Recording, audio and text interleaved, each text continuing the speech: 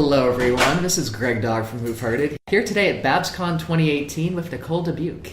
Did I pronounce that correctly? You did! I'm really impressed. Awesome. Awesome. Pleasure to meet you. Good to meet you too. How are you what kind of con are you having so far? It's going well? Great con. Awesome. Yeah, everyone's so nice.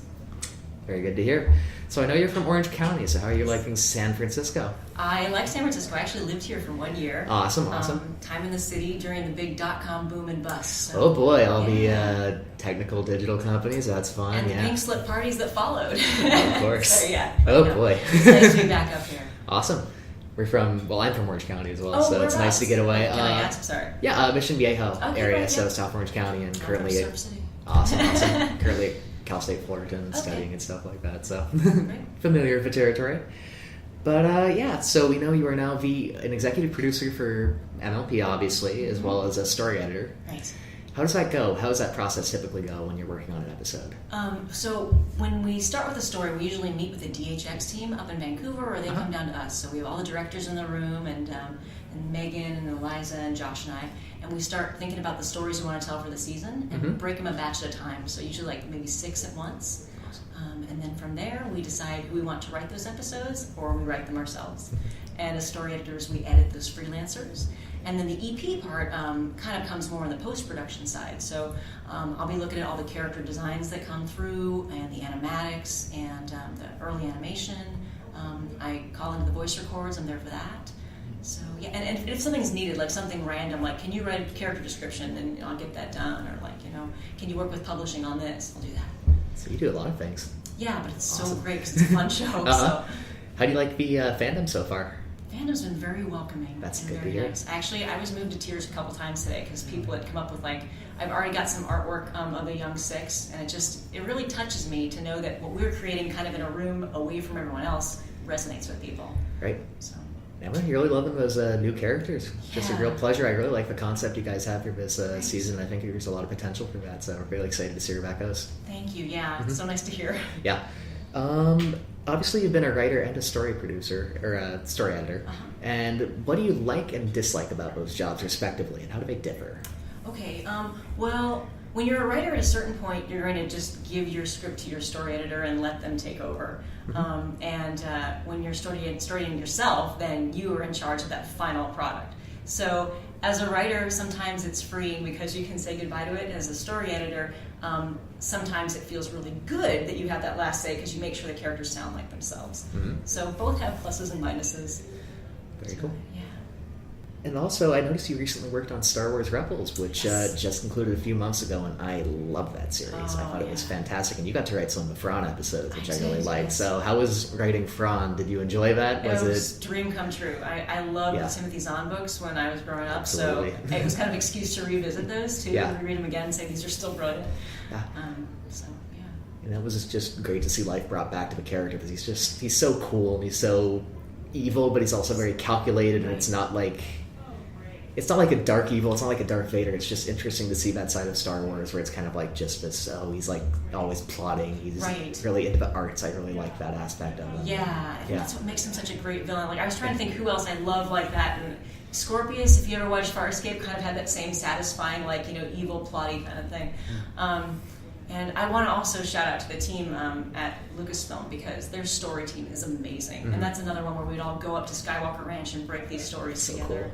Yeah, and you have, experts in the room, so it's fantastic. Awesome. So this is a silly question, kind of related to that. Okay. What do you think of Ben Swallow in the recent movies? What are your thoughts on the spectacle? Well, I actually saw a very good cosplay of that the other day. Oh my goodness, I don't know if really? Look it up on Twitter. It's amazing. Yeah, so I guess general hilarity is how I feel. There's just something so ridiculous about it. I don't know, that had some really good staying power for a couple weeks after the film, so that was good. Right, what is a dream job or thing you'd like to work on other than what you've already done? Oh, gosh, that's a hard one. You gotta give me a second. It is, of because course. I feel like I've worked on so many great projects. Let me think. Okay, well, this is even what I'm doing now, because I would say, something with Griffins. Nope, got that.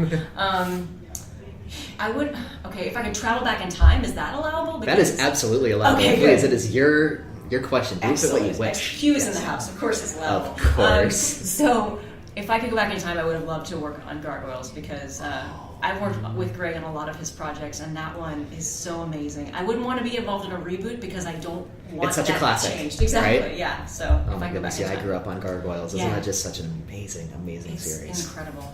It's so good. One of the Disney classics of the 90s. You also worked on Young Justice. Yes. How was that? Really good, really fun. Obviously a really well-received series, a lot of fun, and a big fan following, too, that generated big over fan time. following. And it was also great because I got to do a voice on that one, too, instead of just write. So, Right. yeah, I got to play the Flash's wife, Iris West Allen. Very cool. Yeah, I've noticed you've done some actress work as well, and obviously that was a bit of fun. Yeah, it's really great.